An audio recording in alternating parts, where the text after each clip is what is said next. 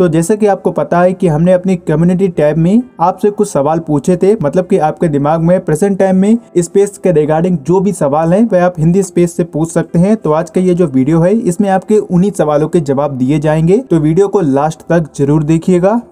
तो पहला सवाल है वह स्पेस एक्सप्लोर 49 का है, जिसमें उनके द्वारा ये पूछा गया है कि आप इसरो के रॉकेट्स के बारे में बताइए। तो आपको बता दें कि प्रेजेंट टाइम में इसरो के द्वारा मेनली 3 टाइप्स के रॉकेट्स का यूज करा जाता है, जिसमें PSLV, GSLV और SSLV रॉकेट शामिल है। फिलहाल तो SSLV रॉकेट का भी डेवलपमेंट चल रहा है और PSLV रॉकेट के भी 3 स्टेजेस हैं, मतलब कि 3 डिफरेंट टाइप्स के PSLV रॉकेट्स की कैटेगरीज है जो कि अलग अलग पेलोड कैपेसिटी के साथ आती हैं। वहीं जो GSLV रॉकेट की सीरीज है जो कि किसी भी सैटेलाइट को जियो स्टेशनरी ऑर्बिट में डिप्लॉय कर सकती है, उसके बारे में भी आप जानते होंगे। लेकिन अगर आपको इसरो के फ्यूचर रॉकेट्स के बारे में बताएं तो प्रेजेंट टाइम में इसरो के द्वारा अपने रीयूजेबल लॉन्च व्हीकल रॉकेट को डेवलप करा जा रहा है, जिसमें इसरो नासा का जो स्पेस शटल है उसकी तरह ही इस रॉकेट की जो सेकेंड स्टेज होगी वह ग्लाइड करते हुए अपने लैंडिंग जोन पर लैंडिंग करेगी। और इसरो के द्वारा 2 अदर हैवी रॉकेट्स को भी डेवलप करा जा रहा है, जो कि जब भारत का स्पेस स्टेशन बनाया जाएगा तब तक उनका जो डेवलपमेंट वर्क है वह पूरा हो जाएगा। और इनमें से जो एक रॉकेट है वह तो इसरो के स्पेस स्टेशन के पार्ट्स को लॉन्च करेगा, जैसे कि प्रेजेंट टाइम में चाइना के द्वारा करा जा रहा है। और ये जो स्पेस स्टेशन है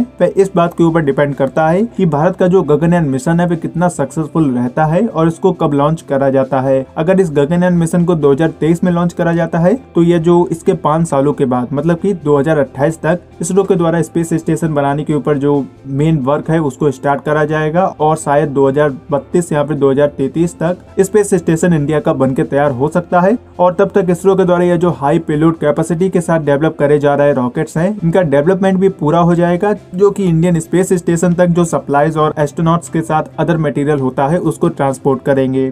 जो दूसरा क्वेश्चन है वह अविनाश का है। उनका क्वेश्चन यह है क्या परसिवरेंस रोवर नाइट में काम करता है।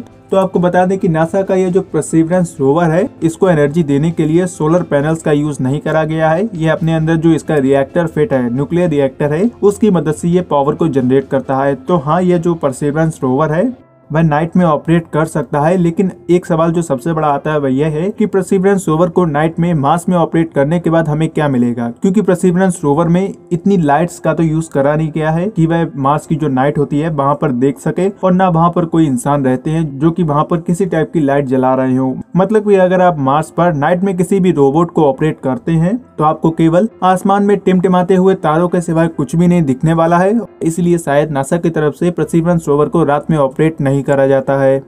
जो तीसरा क्वेश्चन है वह यह है कि इंजेन्युटी हेलीकॉप्टर की जो लाइव फुटेज है वह ब्लर क्यों होती है और इसका जो मोशन है वह इतना स्लो क्यों होता है। तो आपको बता दें इंजेन्युटी हेलीकॉप्टर की कोई भी लाइव फुटेज नहीं होती है। इसको परसिवरेंस रोवर के द्वारा पहले रिकॉर्ड करा जाता है, उसके बाद इसका डाटा अर्थ पर ट्रांसमिट करा जाता है और ये जो वर्क है इसमें ही करीब 24 मिनट्स का समय लगता है। तो आप इससे अंदाजा लगा सकते हैं कि मार्स से आपको कोई भी चीज लाइव तो नहीं दिखने वाली है। और बाबा फिल्म्स का ये दूसरा क्वेश्चन है कि जो अगला मार्स मिशन है वह कौन लॉन्च कर रहा है। तो जो अगला मार्स मिशन है वह रशिया और यूरोपियन स्पेस एजेंसी के द्वारा लॉन्च करा जाएगा, जिसमें एक लैंडर और एक रोवर शामिल होगा, जो कि शायद 2022 के स्टार्टिंग में या फिर मिड में लॉन्च करा जाएगा।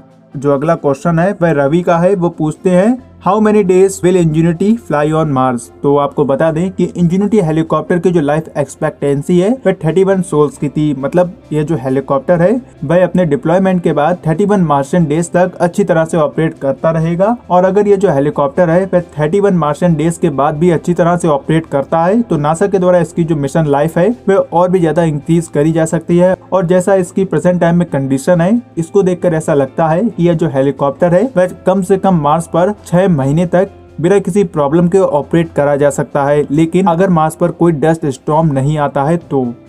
जो अगला क्वेश्चन है वह क्रिएटिव हेलो का है। वो पूछते हैं क्या इंडिया रियूजेबल रॉकेट पर काम कर रहा है। तो आपको बता दें इसरो के द्वारा जो रियूजेबल लॉन्च व्हीकल का टेक्नोलॉजी डेमोन्स्ट्रेटर है, जिसके बारे में अभी हमने आपको स्टार्टिंग में बताया था, इसरो के द्वारा इसी पर काम करा जा रहा है। और अगर आप ये पूछते हैं कि इसरो के द्वारा स्पेस एक्स के फॉल्कन 9 रॉकेट की तरह ही किसी रियूजेबल रॉकेट पर काम करा जा रहा है, तो इसका जवाब है नहीं, क्योंकि प्रेजेंट टाइम में इसरो के द्वारा ऐसा कोई भी रॉकेट नहीं बनाया जा रहा है जिसकी जो फर्स्ट स्टेज है वह रिकवर करी जा सके। और ये इसरो के द्वारा ही नहीं बल्कि वर्ल्ड में जितनी भी गवर्नमेंट ओन्ड स्पेस एजेंसीज हैं उनके द्वारा ऐसा कोई भी कॉन्सेप्ट अपनाया ही नहीं गया है और ये जो रीयूजेबल रॉकेट का कॉन्सेप्ट है वह केवल और केवल प्राइवेट कंपनीज के द्वारा ही एक्वायर करा गया है, जो कि ये काफी ज्यादा कॉस्ट इफेक्टिव है। जैसे कि आप देख सकते हैं ब्लू ओरिजिन वह भी एक प्राइवेट कंपनी है, स्पेस एक्स वह भी एक प्राइवेट कंपनी है। तो इन कंपनीज के द्वारा ही रीयूजेबल रॉकेट्स पर काम करा जा रहा है। हाँ, चाइना की जो नेशनल एजेंसी है उनके द्वारा भी स्पेस एक्स की तरह ही रीयूजेबल रॉकेट को डेवलप करा जा रहा है, लेकिन ये कब डेवलप होगा इसकी एग्जैक्ट डेट अभी भी नहीं पता है।